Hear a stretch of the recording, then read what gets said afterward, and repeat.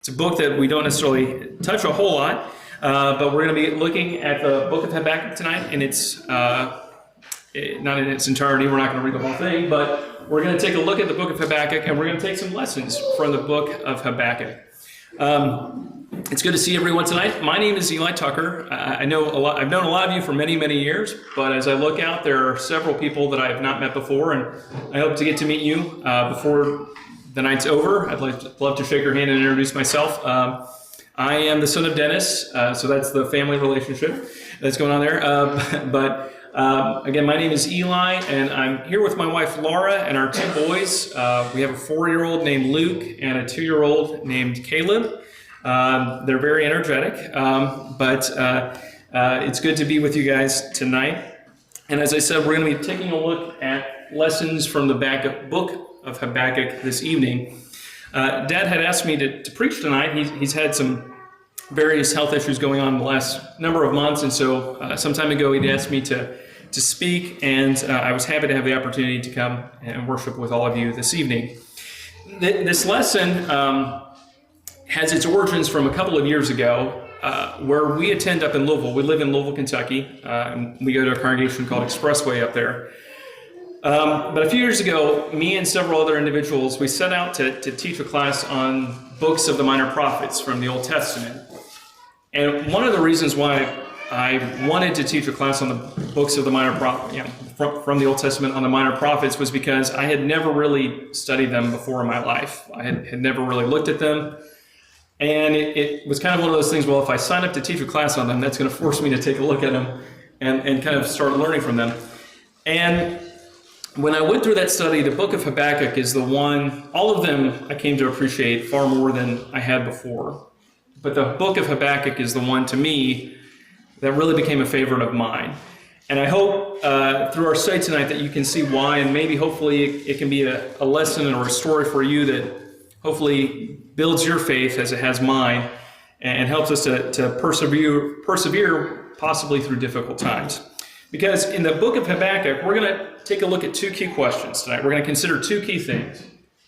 The first key question is it okay to question God?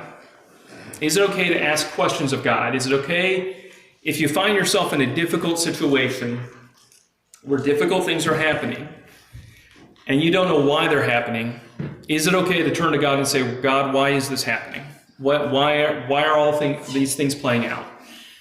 Spoiler alert, the book of Habakkuk says, yes, it shows us that it is okay to ask God questions. However, how do we respond to God when he gives an answer we don't expect? That's the key part here, because if we're going to ask questions of God, if we're going to ask him, well, why is this happening? And we get answers we don't expect, we have to be willing to accept that. We have to be people that choose faith. And so we'll get into that more as we go through this study, but we're going to see Habakkuk ask questions of God, and God's going to answer Habakkuk directly, which is something we don't have. We have his word, but God answers Habakkuk directly, and Habakkuk is forced to make a choice.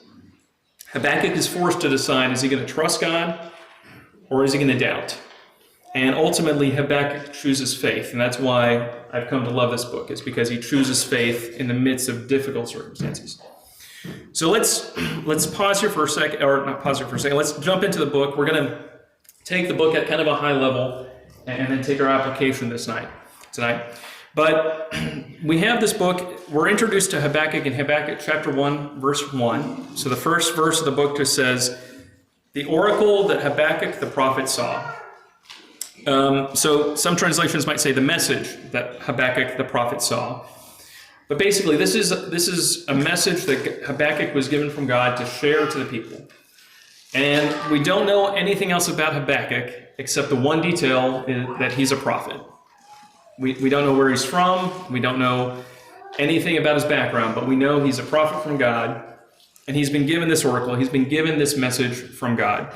And this message that we're going to see is really for three groups of people. The first group of people were the people around him. Habakkuk lived during the Old Testament. He lived in the southern kingdom of Judah. And so Habakkuk is writing this book to the people of Judah. He's writing this book so that they can read the story and they can understand what's going on. But he specifically wrote this to the righteous, to the people in Judah that were trying to serve God, because there were difficult things that were happening. And this book was meant to help encourage them through that difficult time. And then ultimately for us, the things that are recorded in the Bible, New and Old Testament, are recorded there to help us understand how to handle the struggles and the difficulties of this life. So the audience was the people on Habakkuk's day, but all the way down to us here in 2026. I nearly said 25, but it's 26 now. So when was this book written? Well, this book was written a very long time ago. It was written roughly between the years 612 to 606 BC. And I'm a history dork, so this is the part where I could really take the sermon into a tangent and get into all the history of this. But here's why that date is important. And you don't have to remember the date. You just need to remember what's going on in the world that Habakkuk's living in. Habakkuk is living in these years, and what's happening in these years are the following. The kingdom of Judah finds itself in between two great powers in the world. To the south and west is Egypt, and to the north and east is Babylon. And Egypt and Babylon are fighting, and Judah is in the middle. They're caught between a rock and a hard place. So that's what's going on in the world that Habakkuk's living in. You've also had in these years a guy by the name of Josiah. Josiah is the last good king of Judah. Josiah was a great king of Judah. He loved God. He was trying to serve God. But Josiah has died. He dies in these years. And Josiah's descendants are wicked. They're not good people. As we'll see, they're not doing good things. So Habakkuk's living at a time when there's these great political storms, these great tumults about to happen. And the kingdom that he's living in is dealing with wickedness, and the leadership is corrupt. And Habakkuk, this is distressing to him, as one could imagine. And so this is what we're going to deal with tonight. We're going to look through the book of Habakkuk, and the book breaks down into a fairly simple outline. The first few verses of chapter 1, Habakkuk is going to ask God a question. He's going to ask several questions, but really those several questions can be summarized as one great question. And then the rest of that chapter, most of the chapter, God's going to give a response. God's going to answer Habakkuk's question. And then Habakkuk is going to ask a second question. And then God is going to give a second response. So it's a conversation. The first two chapters of Habakkuk are a conversation between God and Habakkuk. And then chapter 3 is a little bit different, though, because I'm calling it Habakkuk's Song. It's a poem that he wrote. It's something that Habakkuk wrote in response to this conversation. So that's the outline, and that's what we're going to go through tonight. So we're going to go back to Habakkuk chapter 1. We're going to look at verses 1 through 4, and we're going to take a look at a high level of the question that Habakkuk is asking, and then we're going to kind of look at the specific things that Habakkuk is distressed about. Because he has one basic question, and the basic question is, God, why are you letting bad things happen? That's the key question, kind of, if I can summarize it in my own words, that's the key question that Habakkuk is asking God here. So let's read Habakkuk chapter 1. We're going to read verses 2 through 4. This is Habakkuk talking to God. O Lord, how long shall I cry for help, and you will not hear me? Or cry to you violence, and you will not save? Why do you make me see iniquity, and why do you idly look at wrong? Destruction and violence are before me, strife and contention arise. So the law is paralyzed, and justice never goes forth. For the wicked surround the righteous, so justice goes forth perverted.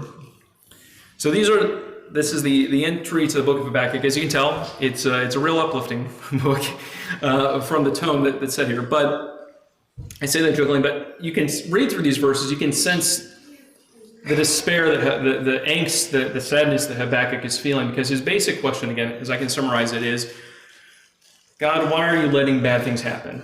And specifically, he has 6 different things that he talks about in these 4 verses, and we'll hit them just real quick. The things that are upsetting Habakkuk are this: how long will I call for help, and you seemingly do not hear me? That's verse 2. Verse 2, again, I cry out, there's violence. I'm seeing terrible things happen, and you could take it away, but terrible things are happening. Verse 3, I see evil and you could take it away. Verse 4, the law is being ignored. The law that you've given your people to follow, people are just casting it aside. And not only that, number 5, justice is not upheld, it's perverted. When something bad does happen, rather than the felon being prosecuted, it's the innocent that are taken advantage of. And finally, the righteous are surrounded by the wicked. So these are the questions that Habakkuk brings to God in Habakkuk chapter 1.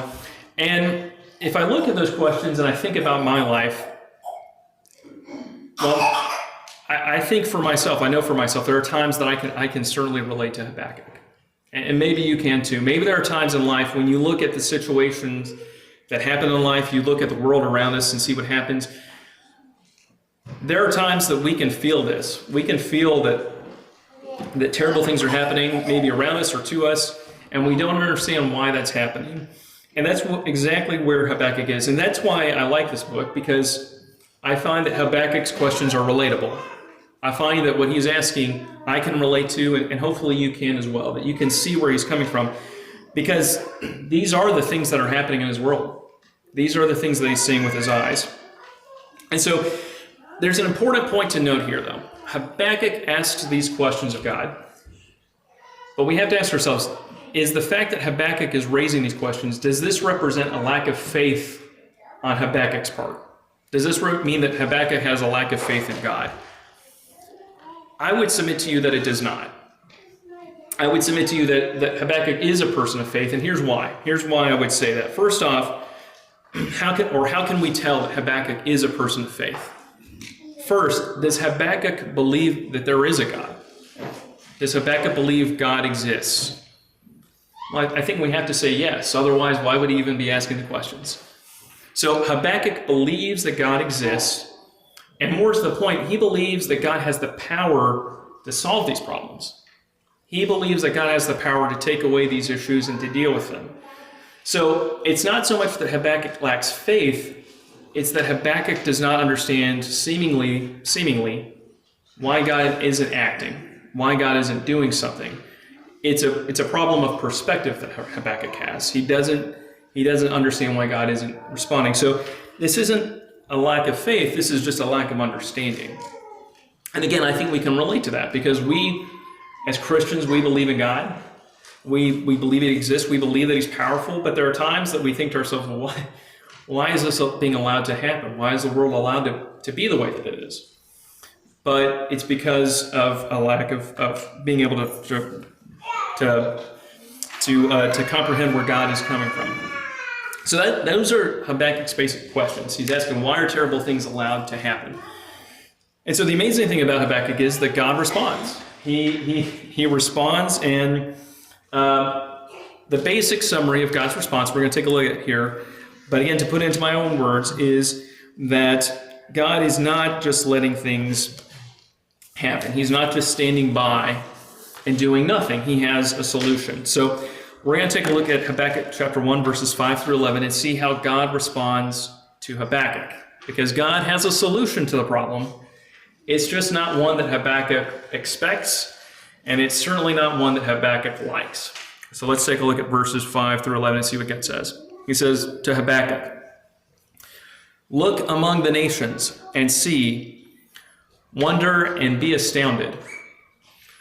For I am doing a work in your days that you would not believe if I told you. For behold, I am raising up the Chaldeans, that bitter and hasty nation who march through the breadth of the earth to seize dwellings not their own. They are dreaded and fearsome. Their justice and dignity go forth from themselves. Their horses are swifter than leopards, more fierce than the evening wolves. Their horsemen press proudly on. The horsemen come from afar. They fly like an eagle swift to devour. They all come for violence, all their faces forward. They gather captives like sand. At kings they scoff, and at rulers they laugh. They laugh at every fortress, for they pile up earth and take it. Then they sweep by like the wind and go on, guilty men whose own might is their God." So we'll break these verses down and see what God is saying to Habakkuk in detail. But at a high level, what God is saying is, I am not standing by. I'm going to use a group of people called the Chaldeans. The Chaldeans are the same thing as Babylonians. I'm going to use the Babylonians, and they're going to solve the problem. All of the terrible things that you see, Habakkuk, that are happening around you, this country of Babylon, it's up to the northeast, they're going to come, and they're going to wipe things out, and there's going to be no more problem because your society is not going to exist any longer. Your country is no longer going to be a country. That's what God is essentially saying in these verses. He tells them the problem is going to be solved because your kingdom is going away. So, does God know that this answer will surprise Habakkuk? Habakkuk has said, there's terrible things going on, God. Why do you allow them to keep happening? And God says, I'm not doing nothing. I'm going to use Babylon to destroy your country. God knows that Habakkuk is going to be surprised by this answer. Have you ever had an event in your life where something crazy happens? You watch something happen and you're like, that is crazy. And someone comes up to you later and they ask you, what happened there? Like, you were there, what happened? And you start off by telling them, you wouldn't believe me if I told you. Have you ever done that to someone? Like, listen, I'll tell you, but you won't believe me because it's too crazy. I love this because that's exactly what God does here to Habakkuk. He says here in verse 11, I am doing a work in your days that you would not believe me if I told you. He kind of prefaces Habakkuk like, hold your horses, man. This is not the answer you expected. And I love that little detail of how that's phrased. But he says that the Babylonians are coming. And you go through these verses and you look at how God describes the Babylonians. There's nothing good in here. Verse 6, he says they're bitter and hasty. Verse 7, they're dreaded and fearsome. Verse 8, they're swift and proud. Verse 9, they're violent. Verse 10, they're scoffers. Verse 11, they're guilty. So you look at this and you think, does God list anything redeeming about these Babylonians, these Chaldeans? He does not. God knows that the Babylonians and the Chaldeans are terrible. He's not looking at the situation with rose-tinted glasses. He declares them guilty before that even begins. But he's using Babylon as a means to an end. Habakkuk is right. The country that he lives in, the society that he lives in, is terrible. It's beyond the point of being redeemed, if you will. So God has a solution. It's just not the solution that Habakkuk wants or wanted. So that's what God presents here in chapter 1, verses 5 through 11. So you get Habakkuk's second round of questions. And we're going to see how Habakkuk feels and how he responds to this. We're going to look at chapter 1, verses 12 through chapter 2, verse 1, and take a look at how Habakkuk responds with his second question, because we're going to see that Habakkuk, now that he's gotten his answer, he asked a question, he got his answer, now he's confused. He's afraid. He's upset. He feels worse. He doesn't like the answer. Now he's worse. So he says in verse 12, Habakkuk now, are you not from everlasting, O Lord my God, my Holy One? We shall not die, O Lord. You have ordained them as judgment, and you, O Rock, have established them for reproof. He's talking about the Babylonians. You have ordained the Babylonians for judgment. You have established them for reproving us. Verse 13, you who are of purer eyes than to see evil and cannot look at wrong, why do you idly look at traitors and remain silent when the wicked swallows up the man more righteous than he? You make mankind like the fish of the sea, like crawling things that have no ruler. He brings them all up with a hook, and he drags them out with his net. He gathers them in with his dragnet, so he rejoices and is glad. Therefore he sacrifices to a net and makes offerings to his dragnet, for by them he lives in luxury, and his food is rich. Is he then to keep on emptying his net and mercilessly killing nations forever? I will take my stand at my watchpost and station myself in the tower. I will look out to see what he will say to me and what I will answer concerning my complaint. So, again, we'll break this down and we'll take a look at what Habakkuk is saying here. But the general summary is that Habakkuk has received an answer. He's confused, he's afraid, and he's upset. And so he starts off his next his next round of questions, his next question with a statement of fact. In verse 12, he says, "Are you not from everlasting, O Lord my God, my Holy One?" So he starts off with a statement of fact. He starts off with a statement of faith. He says, "You, God, are everlasting. You're holy. I believe in you. I know you understand what's going on."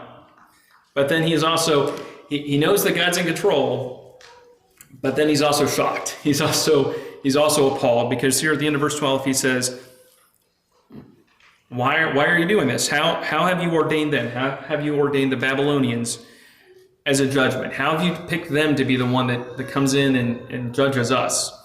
And how have you established them for reproof? And he says in verse 13 specifically, he says, how can you remain silent, at the end of verse 13, how can you remain silent when the wicked swallows up the man more righteous than he? What Habakkuk is saying is there is, God, the Babylonians are worse than us. How can you use the Babylonians come in here and punish us when they're worse than us? And I really like Habakkuk. He's a great guy. But this is where the problem, this is the crux of the problem in Habakkuk's life. Habakkuk has made this assessment. Habakkuk is the one that thinks that Babylon is so much worse than Judah. Habakkuk is the one that thinks this is terrible. Habakkuk is the one that doesn't understand. And that's okay. That's okay for us to not understand at times. That's okay for Habakkuk to not understand exactly what's going on here. But when we find ourselves, when Habakkuk, we'll see what he does, when he finds himself in a point when he doesn't understand. And what we need to do when we find ourselves in life and points when we don't understand, we have a choice to make. Are we going to trust God, or are we going to be doubt?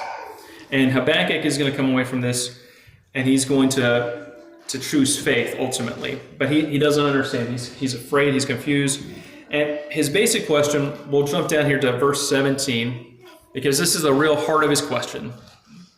In verse 17, he says, Habakkuk's talking about Babylon, is Babylon to keep on emptying his net and mercilessly killing nations forever?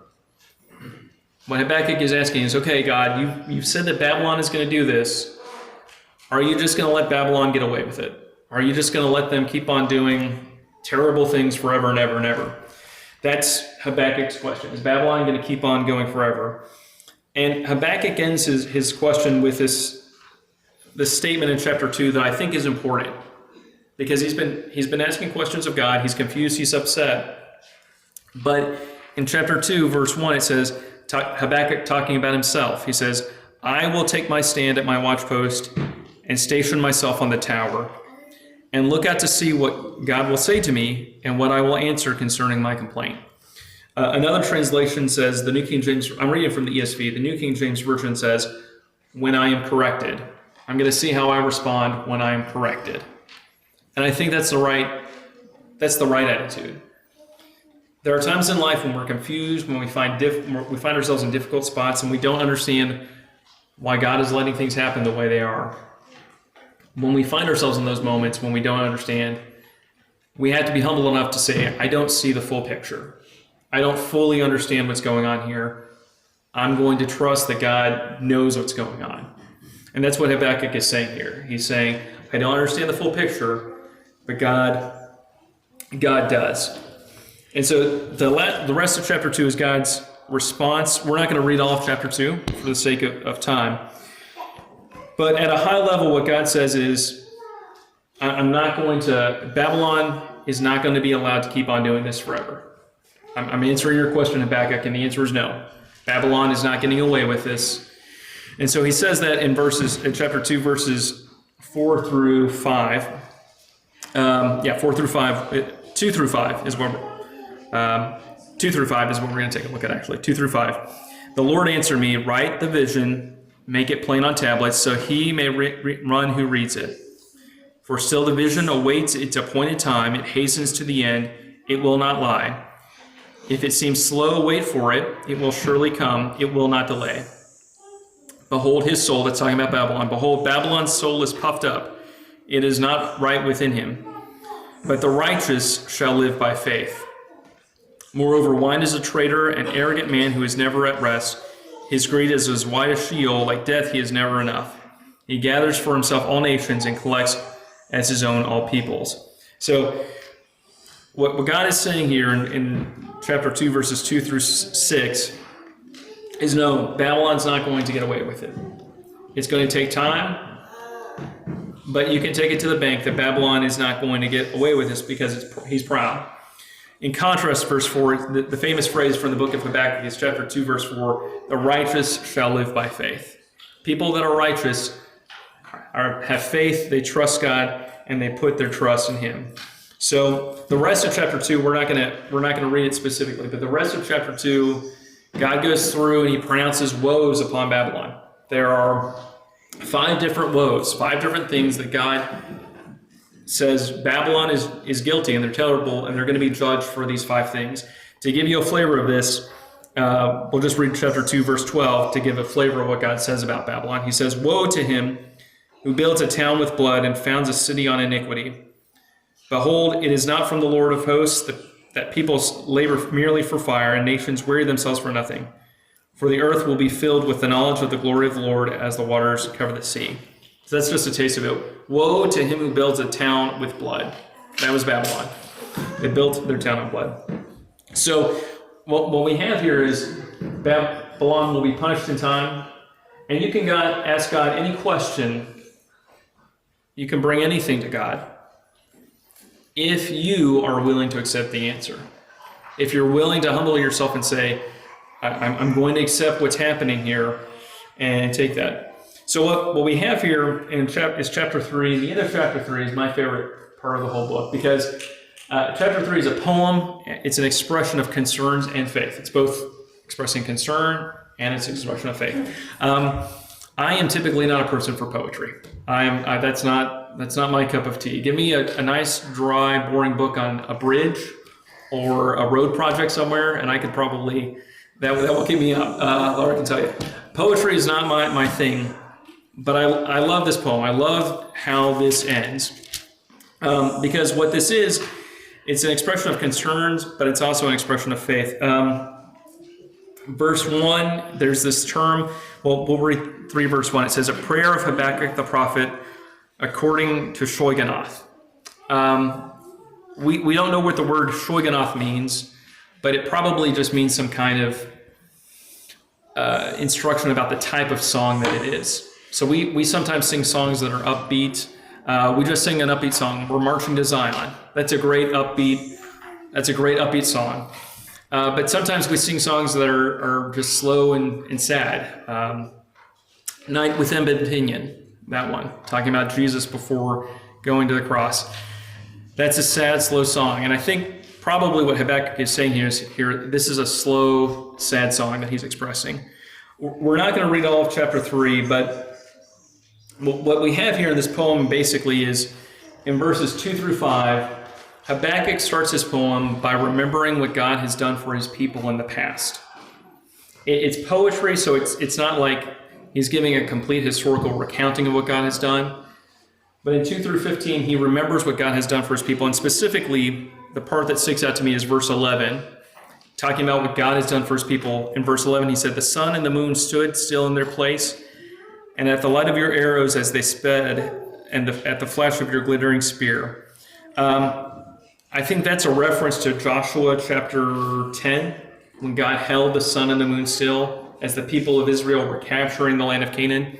God literally for a day stopped the moon and the sun and caused the day to last longer so that his people could go and conquer the land. I think what Habakkuk does here, he finds himself in a moment of concern and doubt. So he looks back at what God has done for his people. He remembers the great things that God has done. But then he also, in verse 16, he expresses how he feels about the situation. Here's what Habakkuk says, thinking about what God has told him, that Babylon is coming for his country and it's going to wipe them out. It says in verse 16, Habakkuk talking about himself, I hear and my body trembles. My lips quiver at the sound. Rottenness enters into my bones. My legs tremble beneath me. Yet I will wait quietly for the day of trouble to come upon people who invade us. God's told Habakkuk terrible things are going to happen, so Habakkuk is physically impacted. It says here his body trembles. Rottenness enters into his bones. His legs tremble beneath him. Habakkuk is looking at terrible things in the future. He's asked questions of God, and God has told him terrible things are coming, and this is physically impacting Habakkuk. And I think it would the same thing for any of us. But the key part of this book is verses 17 through 18 and 19. This is the hard part of the book of Habakkuk. This is the hard part for me and for anyone. Because Habakkuk has all of this information now, and he doesn't like it, but he has a choice. Is he going to trust that God knows what God's doing, or is he going to doubt?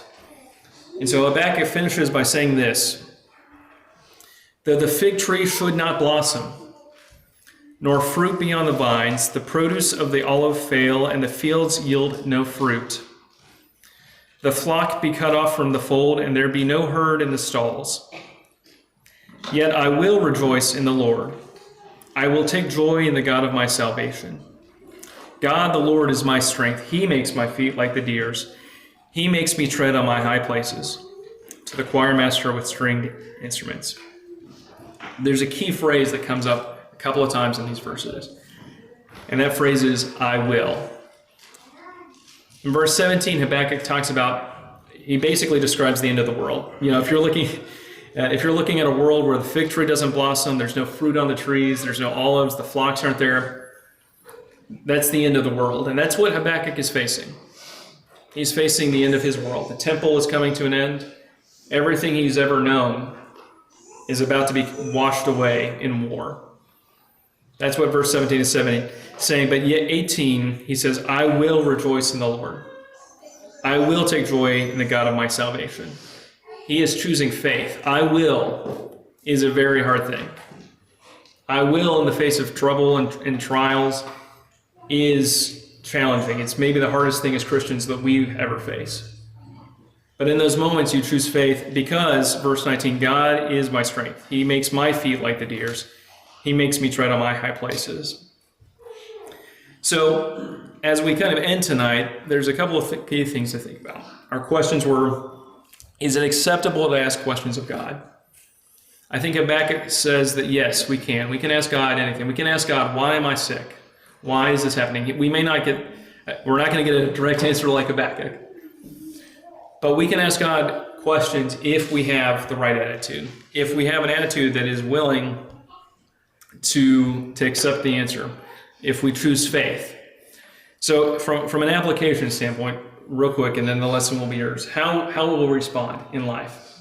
There are certain events that happen in life that they don't happen to everybody, and thankfully they don't happen to everybody at the same time or on the same day. But how will I respond? Or how will you respond if you have a business or if you work somewhere and that business fails? You no longer have a job. You no longer have employment. How do we respond in those moments? Is it distressing? Absolutely. Is it a moment of concern? Absolutely. Is it a moment where we might feel fear? Absolutely. But in those moments, do we choose faith or do we choose doubt? Do we choose faith that God will carry us through those moments? Or do we let that be a moment where we stumble? Maybe when a loved one dies. Maybe when someone close to us dies. That's a moment where we can ask questions like, maybe it's suddenly. Maybe it's a young person. Maybe it's someone we love dearly. And we're left thinking to ourselves, why was this allowed to happen? Why would God let this happen? That might be the question we ask. How do we respond in those moments? Do we choose faith like Habakkuk or do we choose doubt? We have to remember that God is faithful and we have to choose faith. When I pray for people to be saved, and maybe they don't obey the gospel, maybe that's something that's a challenging situation. You don't understand why that's happening. Do we choose faith or do we choose doubt? And maybe most importantly, this is the one that's going to hit all of us eventually. When our health fails, when things are not going the way we want them to go, do we take that moment to say, all right, I don't understand what's going on here, but I'm going to choose faith. I'm going to choose to understand that God is in control. He's taking care of me, and He's taking care of the ones around me. Because those are moments that happen in life. All of these are. Certainly, all of us will face the moment when our health will fail and our life will be at an end. And we need to be ready for that day. We need to be ready for those times. So we have not talked about the story of Jesus in detail tonight, but what we can say is this, that the greatest reason that we have for trusting in God is because what he did for us through the sacrifice of his Son upon the cross. We can trust God because he was willing to send Jesus to this earth to die for us, to redeem us from the sins that we have put ourselves in, to suffer a terrible death upon the cross so that we can live. That event alone is enough and should be enough to make us to help us understand that we can trust God, that we can put our faith in him in no matter what circumstance we are. So if you're here tonight and you're not a Christian, or if you're a Christian that's been struggling with doubt and issues and you need the support of this group, or if you're ready to obey the gospel, we are ready to help you and willing to aid you and to wash away your sins through the waters of baptism if you will come forward as we stand and sing.